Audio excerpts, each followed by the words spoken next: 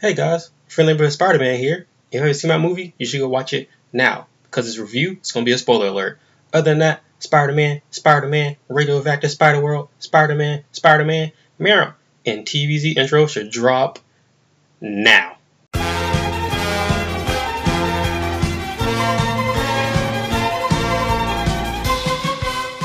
For the next episode, Tiny Ball Z.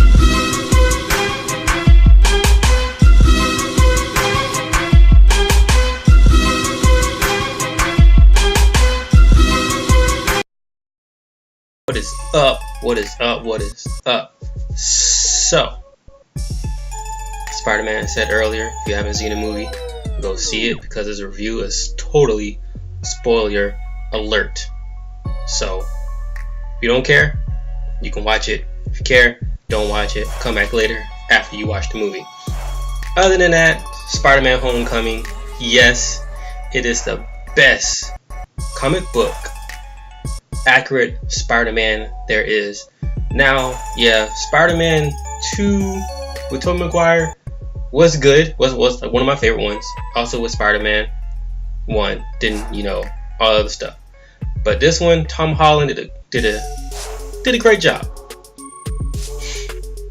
Now, to me, I felt like it was Ultimate Spider-Man, Superior Spider-Man, and Civil War Spider-Man all put together with all the comics basically put together.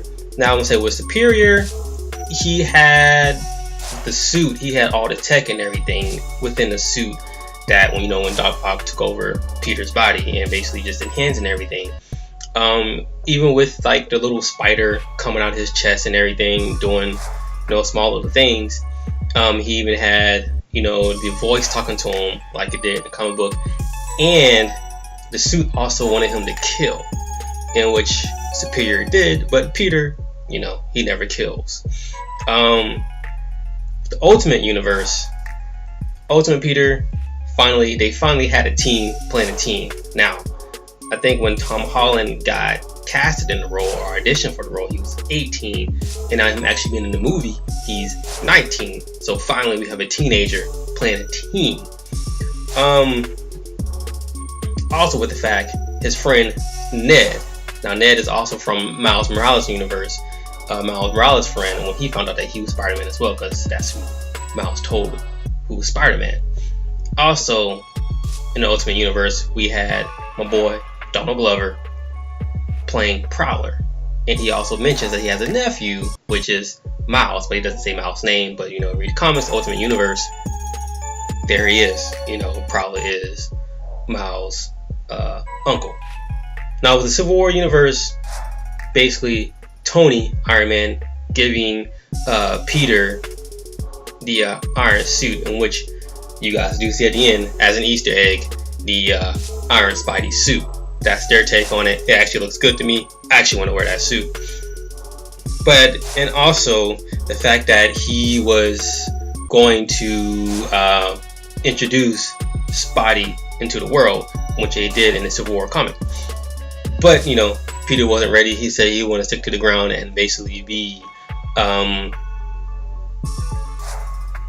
Peter wasn't ready. He wanted to stick to the ground and basically be your friendly neighborhood Spider-Man. So I'm glad this movie wasn't another origin story. Basically, we know the origin of Peter Parker becoming Spider-Man, the radioactive Spider and everything, and with the other Amazing Spider-Man movie. And then I'm glad they didn't do another, hey, with great powers come with responsibility, set in a different tone, and we're all tired of seeing Uncle Ben die. Come on. We know the origin. That is it. One thing like I said, Tom Holland did a great job of being Peter Parker and Spider-Man. Honestly, while watching the movie, I was like, man, if I was a superhero, if I was Spider-Man, I would act just like that. With all the trash talking, especially when he was web slinging and doing like the woohoo, all this other stuff. That would be me just basically having fun being Spider-Man. And also within the movie, he was getting used to his powers, trying to find himself, and hence that's why Tony put the training wheels in his suit. But Peter knew that he can do more than that, and he also wanted to be accepted by the Avengers and everything. He wanted to show Tony that he's ready to basically be an adult, and which we get from in certain comics, and mainly the Ultimate Universe. Now, speaking of villains and Easter eggs, Michael Keaton did a good job at being a Vulture. Like, Vulture was good. I also like coming up to the backstory, why he became the Vulture. Now, hence, you watch the cartoon and everything, the story was totally different. He was basically an old guy stealing youth. They might do that later, but the fact that he became the Vulture was really good. And while watching the movie, I also saw Keaton as Batman and Beetlejuice. Just the way he was acting was really good. And then we also had the Shocker, the Tinkerer, and Scorpion, which at the end he came up at the end and everything, because you pay attention to that tattoo on his neck. And like I also mentioned, Donald Glover played the Prowler. Now, the thing I didn't know was the control people, Damage Control. I didn't know who the Damage Control people were. I never kind of really heard of them until somebody told me about it. The other Easter egg that was actually mentioned verbally in the movie was Cap's new shield, because he does get other new shields within the universe, and Thor's strength hammer. I also like how everything took place during certain events throughout, the MCU universe, like the Avengers, the first Avengers movie, then throughout the Iron Man movies, and after Civil War. So mainly in how Happy actually held on to that ring since Iron Man 3. Like, I like how they kept that, and they just tied everything in. And the fact that Peter was vlogging his whole entire experience during Civil War, like, all that was really good. And I don't know if anybody caught this. I don't know.